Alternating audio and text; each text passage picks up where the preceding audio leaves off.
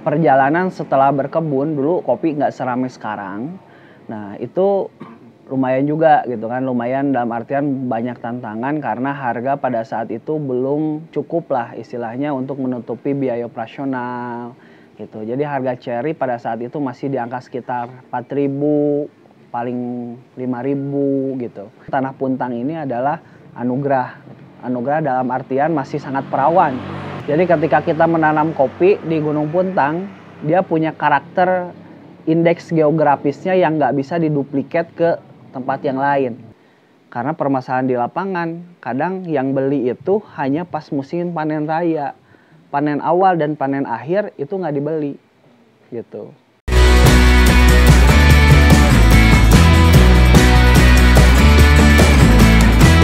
Kalau sampai bangkrut gitu enggak sih ya. Cuman pernah ada satu momen kejadian pada saat itu pas awal-awal corona. Pas awal-awal corona itu benar-benar harga kopi drop jelag gitu kan. Dan luar biasa teman-teman kita, teman-teman coffee shop gitu kan, roastery yang biasa kita supply benar-benar sangat terdampak kalau di daerah kota. Yang di daerah kota kan karena itu terdampak karena dia ada market kita kan ya. Dia ada market kita yang biasanya kita order misalnya kita 10 kilo karena dia dibatasi 50% yang dine in, kemudian yang ngopi pun akhirnya tidak banyak, berkurang, maka otomatis order ke kita pun berkurang gitu. Akhirnya kita harus gimana nih, sedangkan yang namanya panen itu nggak bisa di stop gitu. Kalau lagi panen ya kita harus nerima dari semua anggota kita gitu. Nah dari sana luar biasa, inilah sebetulnya koperasi itu tempatnya saling bermusyawarah gitu. Dari sana otomatis cash flow kita anjlok tuh. Tapi pas musim panen banget, dari sana banyak sekali istilahnya pelajaran buat kita bahwa ternyata ya bisnis itu bukan hanya sekedar tentang untung dan rugi gitu. Tapi bagaimana benar-benar kita saling menjaga gitu. Akhirnya si petani juga kan merasakan, oh saya banyak dibantu oleh di koperasi. Akhirnya mereka ya udah kalau gitu si kopinya diolahin dulu gitu. Diolahin dulu sampai lihat situasi, sampai menentukan harga pun mereka gitu. Gitu. Akhirnya gimana harganya? Pokoknya saya karena saya udah banyak dibantu sampai ada yang kayak gitu kan. Saya mah mau sabubukna di dia. Mau diterima berapapun saya bantu gitu. Jadi istilahnya karena tadi yang kita bangun adalah sebuah frekuensi keluarga saling membantu gitu. Makanya ketika kita turun mereka pun merasakan karena ini kan bukan istilahnya ini kan by accident gitu. Tidak ada di dalam bakal ada corona siapa yang tahu gitu ya. Gitu. Ternyata petani pun akhirnya membantu kita lah ya, membantu kita. Jadi ini luar biasa buat saya dan saya pun akhirnya lebih semangat juga kan. Lagi ini saya gimana nih, saya udah dibantu, petani juga ngebantu, saya juga harus bantu mereka gitu. Dari 20 awal petani yang awal sampai sekarang 125 anggota di koperasi ini gitu kan. Itu mereka istilahnya makanya terus bertumbuh, pasti mereka mendapatkan atau merasakan ya manfaatnya gitu. Nah makanya awal-awalnya sebetulnya yang kita bangun tadi mereka juga sudah putus harapan gitu kan. Ini gimana sih sampai si kebun kopinya itu awalnya mau dibabat aja lah gitu dengan harga yang ini fluktuatif, harganya nggak jelas gitu kan. Sedangkan saya lihat mereka itu ini kan penghasilannya setahun sekali, Kang. Jadi bayangkan kenapa saya membuat satu semacam sistem gimana caranya menyelesaikan masalah perekonomian petani kopi karena beda gitu.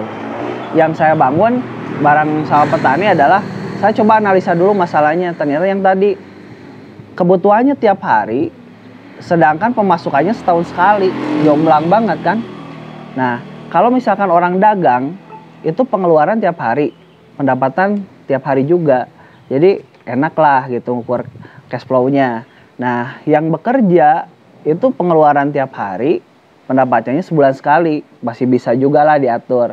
Dapat gaji sekian gitu, gatur sebulan, nanti gajian lagi. Ini petani kopi, pengeluarannya tiap hari, pendapatannya setahun sekali. Gimana caranya? Gitu kan. Buat saya ini tantangan yang menarik gitu. Pada akhirnya saya bikin satu sistem untuk seorang anggota koperasi produsen kopi Puntang ini, di Puntang Kopi, itu saya bikin ini dari mulai pemilihan si varietas sampai dia minimal harus punya 3.000 pohon. Baru itu memenuhi standar bisa istilahnya dianggap sejahtera lah menjadi petani kopi. Jadi satu kali panen bisa mencukupi 1 tahun kehidupan dia sampai panen lagi gitu. Nah, makanya ini ada konsep sepertiga. Jadi dari hasil sepertiganya ini untuk kembali lagi ke kebun, sepertiganya untuk kebutuhan operasional sama 1 tahun, sepertiganya itu untuk dia bisa saving atau dia bisa sedekahkan, terserah dia. Yang jelas dari 3.000 pohon itu jadi 1 kakak itu 3.000 pohon. Nah, 1 kakak itu suami istri lah katakanlah, itu sangat bisa sekali mentreatment 3.000 pohon. Kenapa saya bisa bilang seperti itu? Karena saya juga melakukan hal yang sama gitu. Dari 1 pohon itu bisa menghasilkan 3 kilo. 3 kilo buah kopi dikali 3.000 itu 9 ton, 9 ton dikali 10.000, 90 juta. Dan itu udah lebih dari UMR sama 12 bulan. Gitu. Targetnya itu aja dulu. Nah, makanya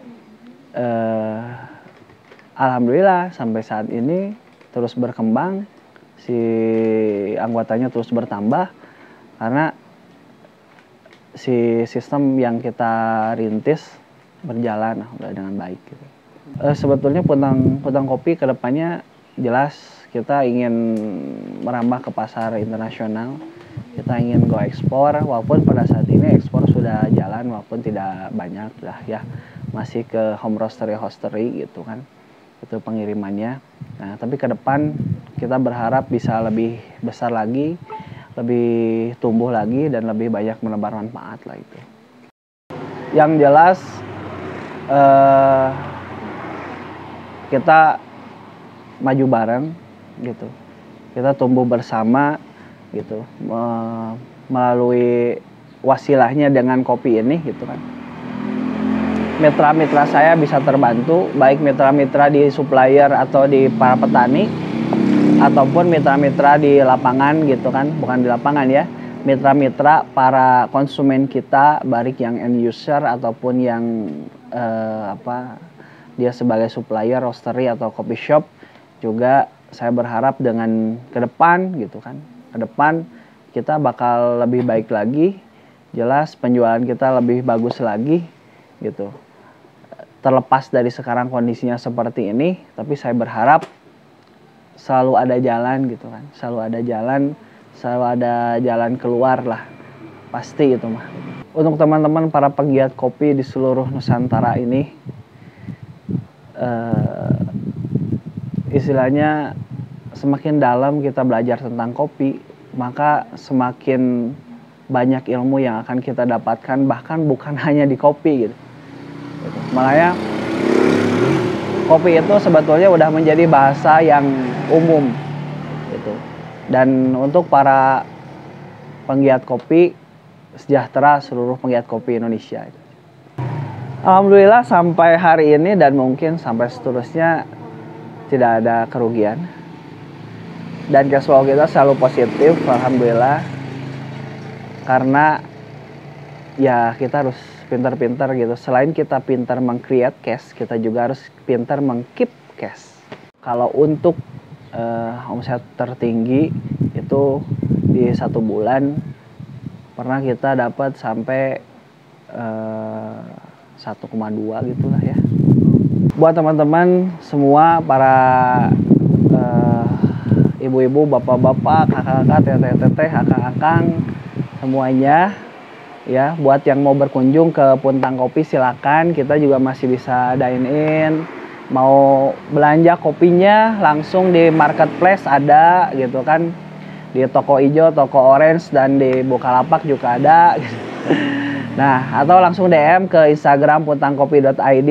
Silakan boleh di-follow juga gitu. Di sana banyak informasi tentang Puntang Kopi, banyak informasi tentang produknya, tentang bagaimana cara istilahnya Puntang Kopi menjalin kerjasama dengan para mitranya. Kita juga banyak story-story yang kita post di sana. Nah, silakan kepoin aja sosial medianya. Jangan lupa juga kalau mau jalan ke Puntang, mampir ke tempat kita karena pantang pulang tanpa kopi Puntang.